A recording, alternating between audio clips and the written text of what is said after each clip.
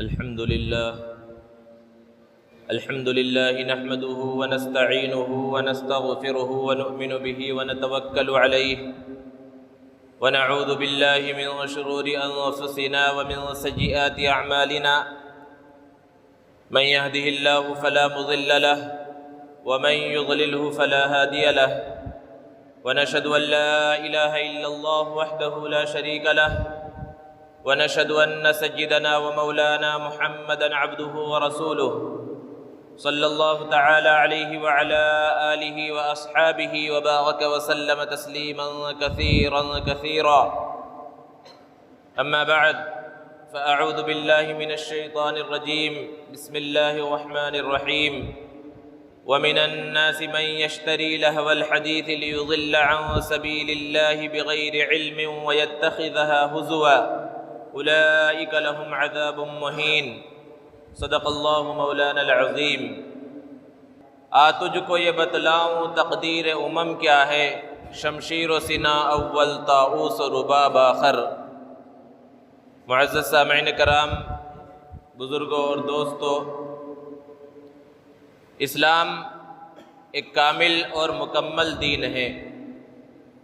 شریعت مطہرہ کے اندر انسانی زندگی سے تعلق رکھنے والی ہر چیز کو کامل اور مکمل انداز میں بیان کیا گیا ہے. جہاں تک عبادات کی بات ہے، عبادات کو تفصیلی انداز میں اللہ رب العزت نے بیان کیا. معاشرت سے تعلق رکھنے والی چیزوں کو بیان کیا گیا، ہمارے اخلاق سے تعلق رکھنے والی چیزوں کو بیان کیا گیا، معاملات سے تعلق رکھنے والی چیزوں کو بھی تفصیل کے ساتھ بیان کیا گیا ہے.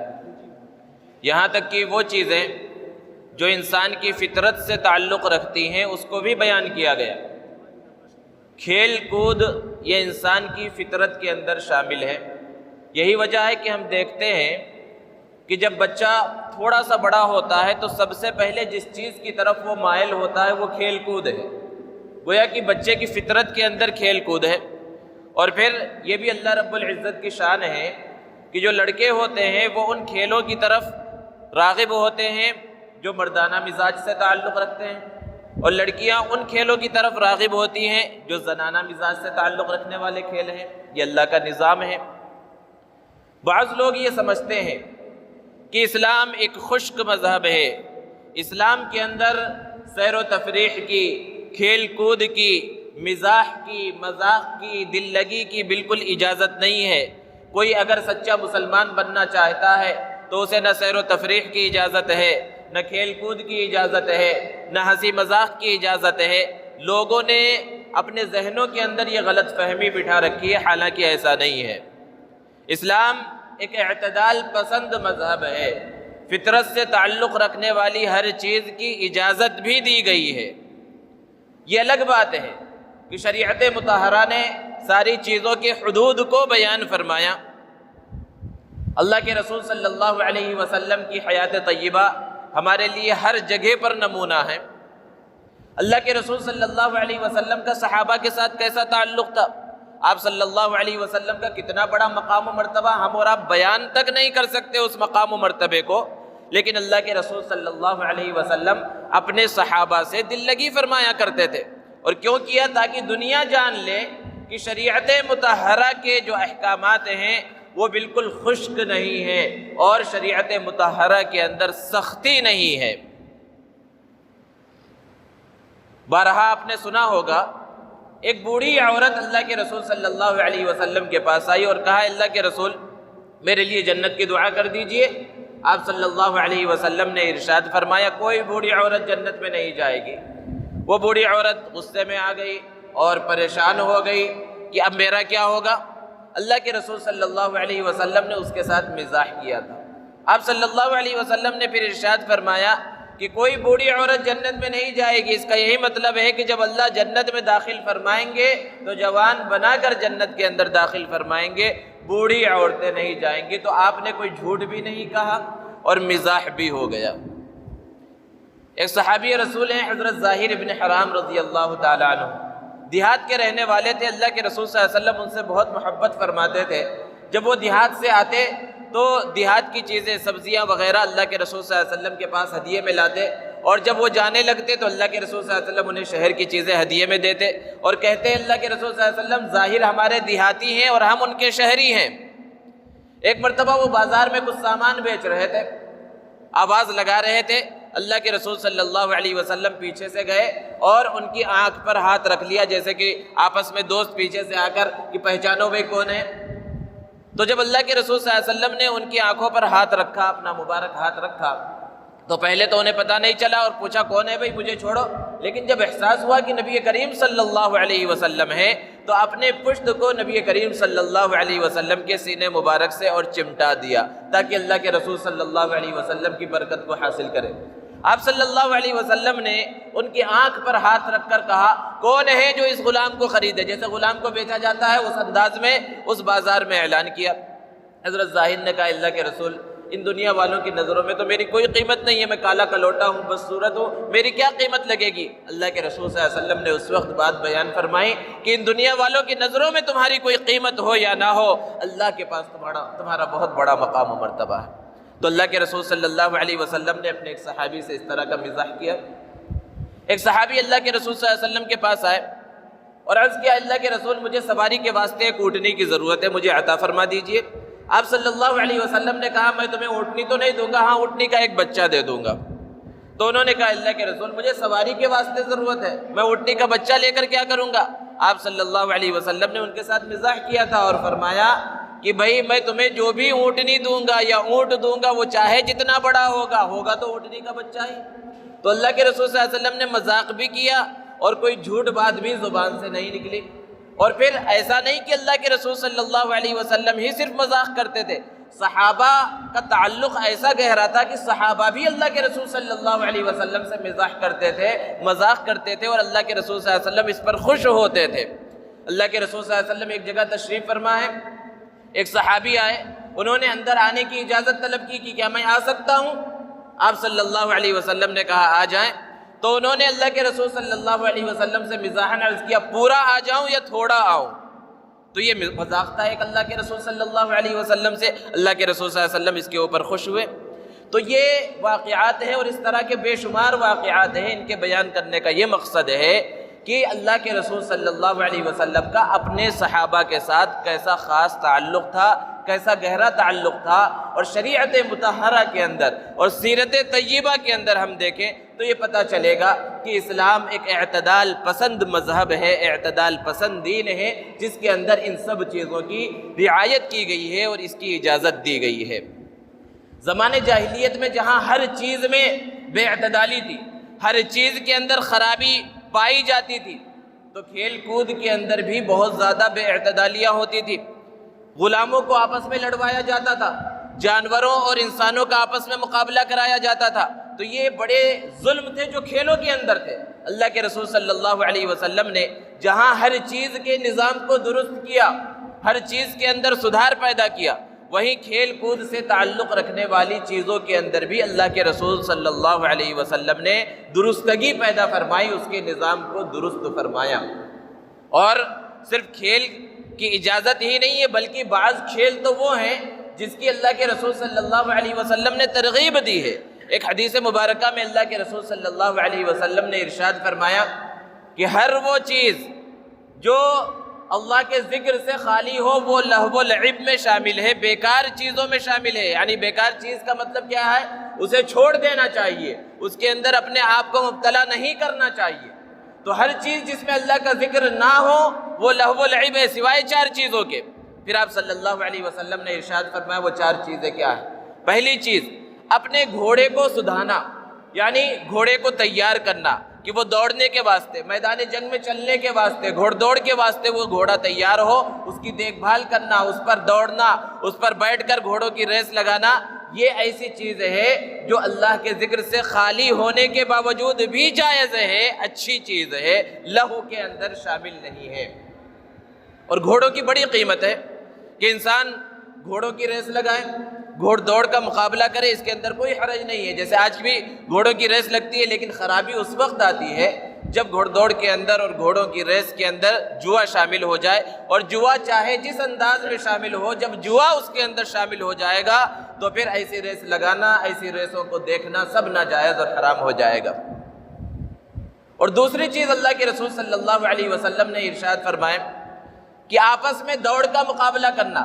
آج ہمارے نوجوان کھیلتے بہت سارے کھیل ہیں، لیکن یہ کھیل جو اللہ کے رسول صلی اللہ علیہ وسلم کے سامنے صحابہ کھیلا کرتے تھے اور آپ صلی اللہ علیہ وسلم نے جس کھیل کی ترغیب دی، وہ کھیل نہیں کھیلتے۔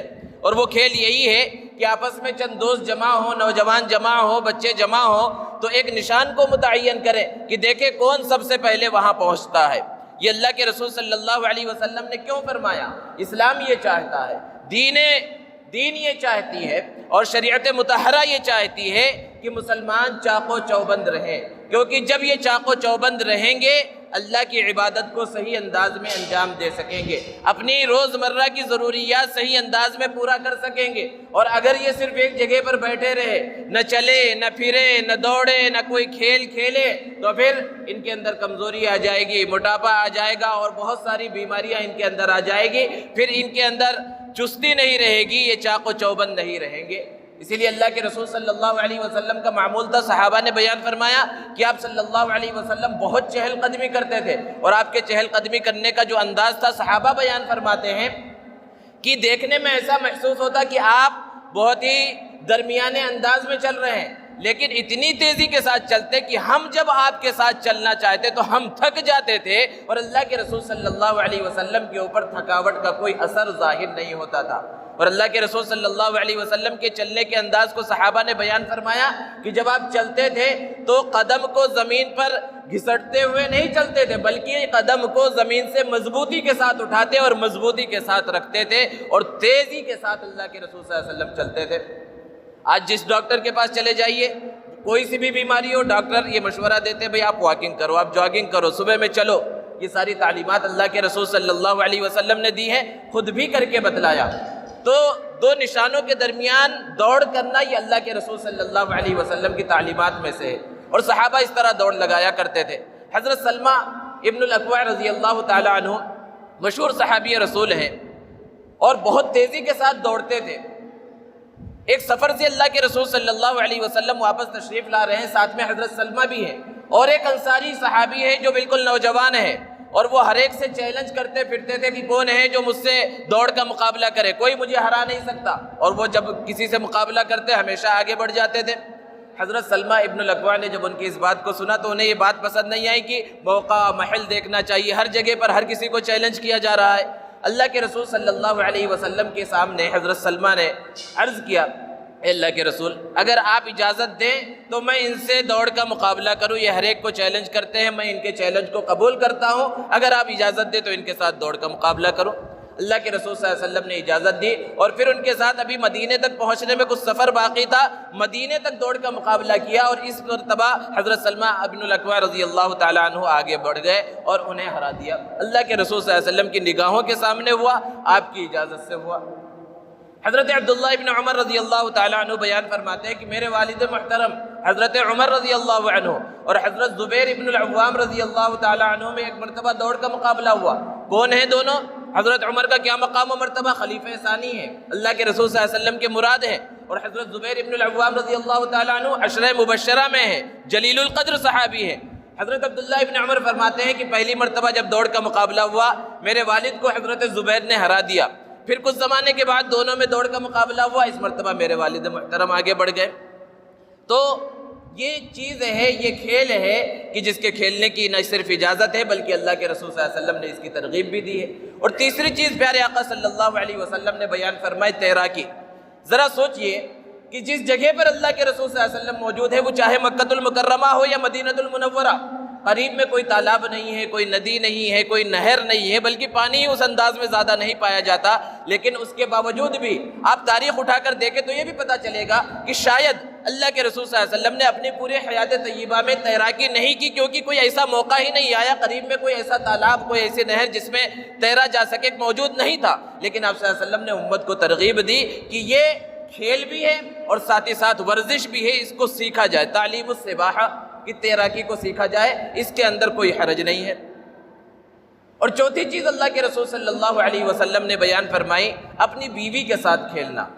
بیوی کے ساتھ کھیلنا کیا ہے کہ ایسا نہیں کہ بیوی کو بالکل ماتحت بنا دیا جائے، گھر کی نوکرانی اسے سمجھا جائے اور اس کے ساتھ کبھی ہنسی مذاق نہ ہو۔ اللہ کے رسول صلی اللہ علیہ وسلم کی تعلیمات ہمارے لیے نمونہ ہے۔ اللہ کے رسول صلی اللہ علیہ وسلم نے کس طرح زندگی گزاری، کھیلنے کا کیا مطلب ہے، اللہ کے رسول صلی اللہ علیہ وسلم نے کر کے بتلایا۔ حضرت عائشہ صدیقہ رضی اللہ تعالی عنہا کے ساتھ اللہ کے رسول صلی اللہ علیہ وسلم ایک سفر میں ہیں، ایسی جگہ پر ہیں جہاں کوئی نہیں ہے، کھلا میدان ہے، صحابہ بھی آگے جا چکے ہیں۔ حضرت عائشہ رضی اللہ تعالی عنہا سے اللہ کے رسول صلی اللہ علیہ وسلم نے عرض کیا، عائشہ چلو ہم دونوں دوڑ کا مقابلہ کرتے ہیں، کھلے میدان میں کوئی دیکھنے والا نہیں ہے۔ ایک مقام کو متعین کیا گیا کہ دیکھیں وہاں تک پہلے کون پہنچتا ہے۔ اس روایت کو حضرت عائشہ رضی اللہ تعالی عنہا خود بیان فرماتی ہیں کہ ہم دونوں میں دوڑ کا مقابلہ ہوا اور میں اس مقام تک پہلے پہنچ گئی، اللہ کے رسول صلی اللہ علیہ وسلم سے پہلے اس مقام تک پہنچی۔ اور بہت خوش بھی، ظاہر سی بات ہے کہ اپنے شوہر سے مقابلہ ہو رہا ہے اور پھر شوہر بھی کتنا اعلیٰ اور ارفع ہے اور پھر اس سے آگے بڑھ جائے تو خوشی کا کیا ٹھکانہ۔ اس مرتبہ حضرت عائشہ رضی اللہ تعالیٰ عنہ آگے بڑھ گئی۔ پھر کچھ زمانے کے بعد ایسا موقع آیا، صحابہ ساتھ میں ہیں، حضرت عائشہ صدیقہ رضی اللہ تعالیٰ عنہ اللہ کے رسول صلی اللہ علیہ وسلم کے ساتھ سفر میں ہیں۔ آپ نے صحابہ سے کہا تم سب آگے بڑھ جاؤ، وہ قافلہ آگے بڑھ گیا۔ پھر کھلے میدان میں اللہ کے رسول صلی اللہ علیہ وسلم اپنی اہلیہ محترمہ ام المؤمنین حضرت عائشہ صدیقہ رضی اللہ تعالیٰ عنہ کے ساتھ موجود ہیں۔ عرض کیا اللہ کے رسول صلی اللہ علیہ وسلم نے، عائشہ پھر ایک مقابلہ ہو جائے۔ حضرت عائشہ پہلے ایک مرتبہ جیت چکی تھی، وہ خوشی کا جذبہ تھا کہ پھر اس مرتبہ میں جیت جاؤ اور ایک مقابلہ ہو، اور ایک نشان کو متعین کیا گیا۔ اور پھر اب جب دوڑ کا مقابلہ ہوا، اللہ کے رسول صلی اللہ علیہ وسلم جیت گئے، اللہ کے رسول صلی اللہ علیہ وسلم اس مقام تک پہلے پہنچ گئے۔ حضرت عائشہ رضی اللہ تعالی عنہا افسردہ ہیں، پیچھے رہ جانے پر تھوڑا افسوس ان کے چہرے پر ہے۔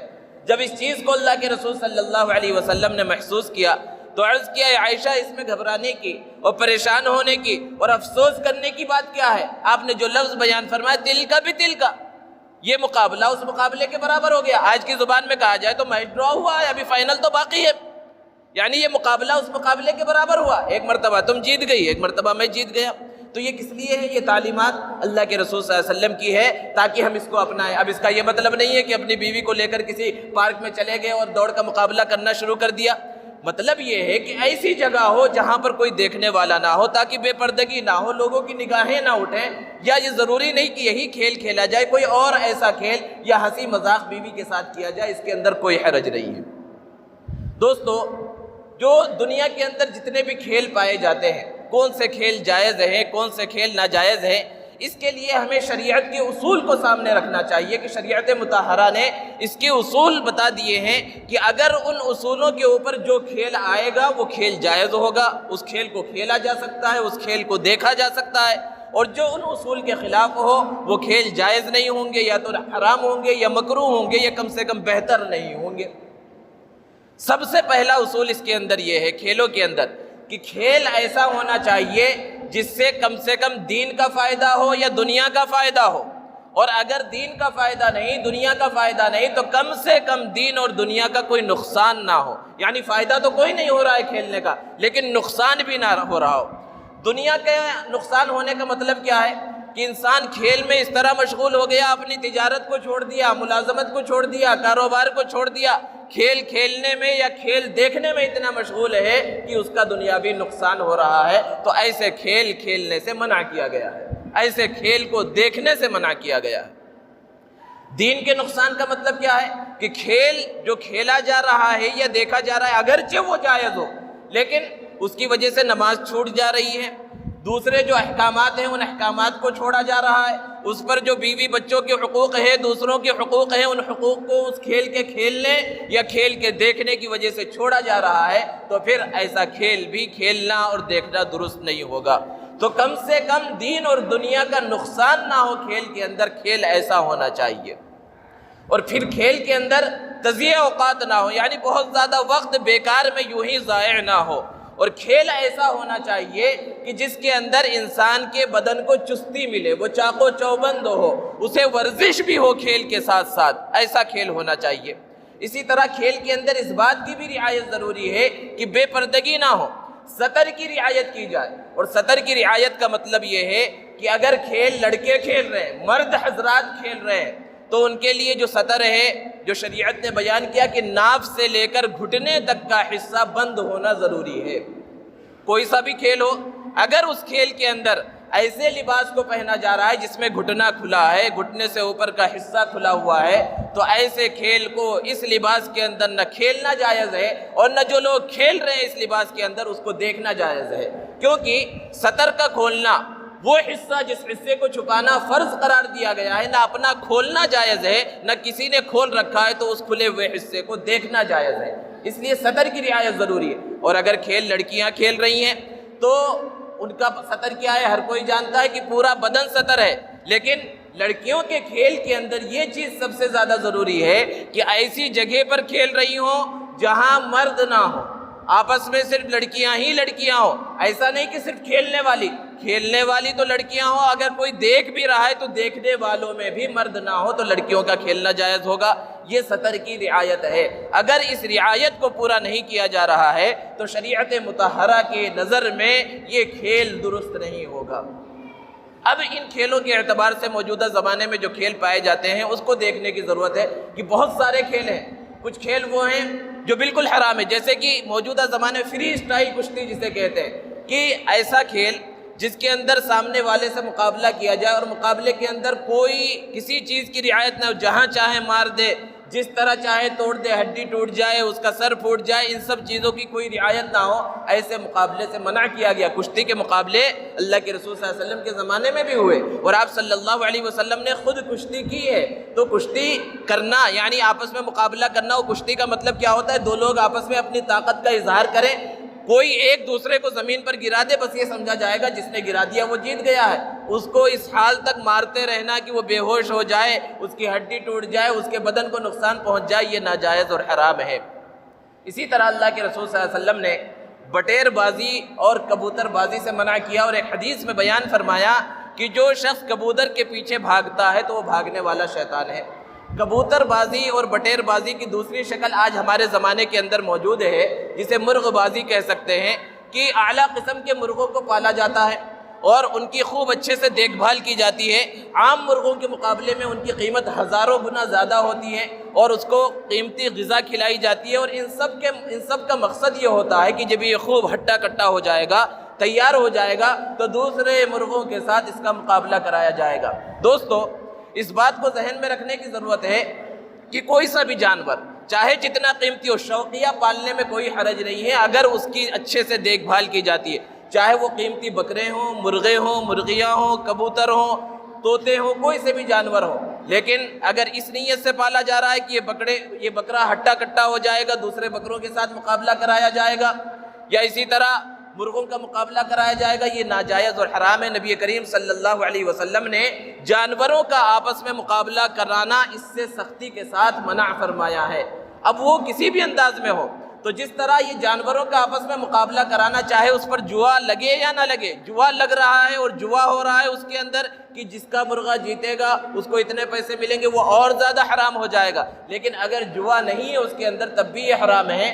تو جس طرح اس کا کرانا اور اس کے اندر شامل ہونا حرام ہے، ایسے مقابلے جہاں منعقد ہو رہے ہیں، ایسے مرغوں کی لڑائی جہاں ہو رہی ہے، ایسے بکروں کی لڑائی جہاں ہو رہی ہے، اس کو دیکھنا بھی حرام ہے۔ اسی طرح بہت سارے وہ کھیل ہیں جیسے کرکٹ وغیرہ، تو اگر شریعت مطہرہ کے جو اصول ہیں ان سب کی رعایت کرتے ہوئے اگر کھیلا جائے تو علماء نے کہا ہے کہ اس کی گنجائش ہے۔ لیکن اس کے اندر ہمارے نوجوانوں کے اندر یہ خرابی ہے کہ کھیلتے ہیں، بہت اچھی باتیں کھیلیں، لیکن اس کھیلنے کی وجہ سے آپس میں وہ مقابلے بھی کرتے ہیں، یعنی جوا لگا دیتے ہیں۔ تو کوئی سا بھی کھیل جس کے اندر جوا شامل ہو جائے وہ ناجائز اور حرام ہو جاتا ہے، اس لیے اس سے بھی بچنے کی ضرورت ہے۔ دوستو، 14 تاریخ جو جنوری کی 14 تاریخ ہے، ہمارے برادران وطن کا ایک تہوار منایا جاتا ہے مکر سنکرانتی کے نام سے، جس کے اندر پتنگ اڑائی جاتی ہے، اور صرف اسی تاریخ کو نہیں بلکہ اس سے پہلے اور بعد تک اڑایا جاتا رہتا ہے۔ یہ مکر سنکرانتی، اس کے بعد اور ایک تہوار آتا ہے جسے بسنت کہا جاتا ہے، وسنت بھی کہتے ہیں۔ اس کے اندر جو پتنگ اڑائی جاتی ہے، پتنگ بھی ایک طرح کا ایک کھیل ہے، اور سب سے پہلی چیز ہے کہ برادران وطن کا تہوار ہے۔ لوگ کہتے ہیں کہ ایک تہذیبی تہوار ہے، مذہبی تہوار نہیں، لیکن اس کو سمجھنے کی ضرورت ہے کہ یہ مذہبی تہوار ہے، دیوی دیوتاؤں کے نام پر منایا جاتا ہے۔ اللہ کے رسول صلی اللہ علیہ وسلم نے جو بات بیان فرمائی کہ من تشبہ بقوم فہو منہم، کہ جو کسی قوم کی مشابہت اختیار کرے تو ان لوگوں کا تعلق انہی سے ہے، سب سے پہلی چیز۔ اور پھر یہ کیوں منایا جاتا ہے؟ ہمارے پڑوس ملک جو مسلم ملک کہلاتا ہے وہاں پر ایک بہت بڑا میلہ منعقد ہوتا ہے، اور غیر مسلم مورخین نے اس بات کو لکھا ہے، مسلمانوں نے نہیں لکھا کہ کیوں منایا جاتا ہے۔ ہو سکتا ہے ہمارے ہندوستان کے اندر وہ وجہ نہ ہو، لیکن کیا وہ وجہ اگر بنیاد ہے تو کیا کوئی مسلمان نوجوان یا کوئی مسلمان بچہ اس کے اندر شامل ہو سکتا ہے کہ ایک شخص نوجوان لڑکا جس کا نام حقیقت رائے تھا، اس نے اسکول کے اندر نبی کریم صلی اللہ علیہ وسلم اور حضرت فاطمہ الزہرا رضی اللہ تعالی عنہا کی شان میں گستاخی کی۔ اس کو گرفتار کر لیا گیا، عدالت میں مقدمہ گیا، پھانسی کی سزا سنائی گئی کیونکہ اللہ کے رسول صلی اللہ علیہ وسلم کی اور فاطمہ الزہرا رضی اللہ تعالی عنہا کی شان میں گستاخی کی گئی۔ اس وقت کا گورنر زکریا خان تھا، اس کے سامنے ان لوگوں نے بہت فرمائش کی کہ کسی طرح اس کی سزا کو معاف کر دیا جائے، لیکن اس نے سزا کو معاف نہیں کیا اور پھانسی پر اس کو چڑھا دیا گیا۔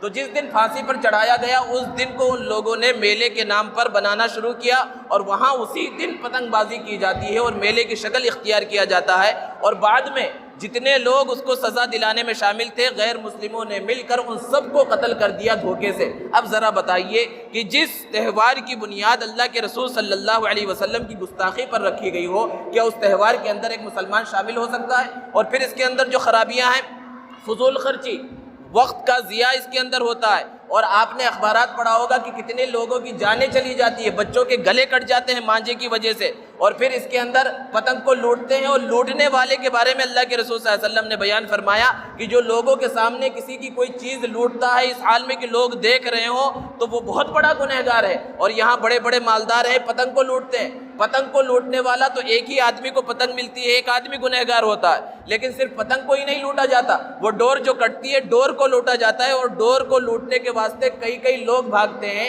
بہت سے لوگوں کے حصے میں آتی ہے، وہ سب کے سب گنہگار ہو جاتے ہیں۔ تو ضرورت اس بات کی ہے کہ ہم خود بھی اس گناہ سے بچیں اور اپنے بچوں کو بھی اس گناہ سے بچانے کی کوشش کریں، اور ان کو اس واسطے کہ وہ پتنگ اڑائیں گے پیسے ہرگز بھی نہ دیں۔ بہت ساری خرابیاں ہیں جن کی تفصیل کا یہ موقع نہیں ہے۔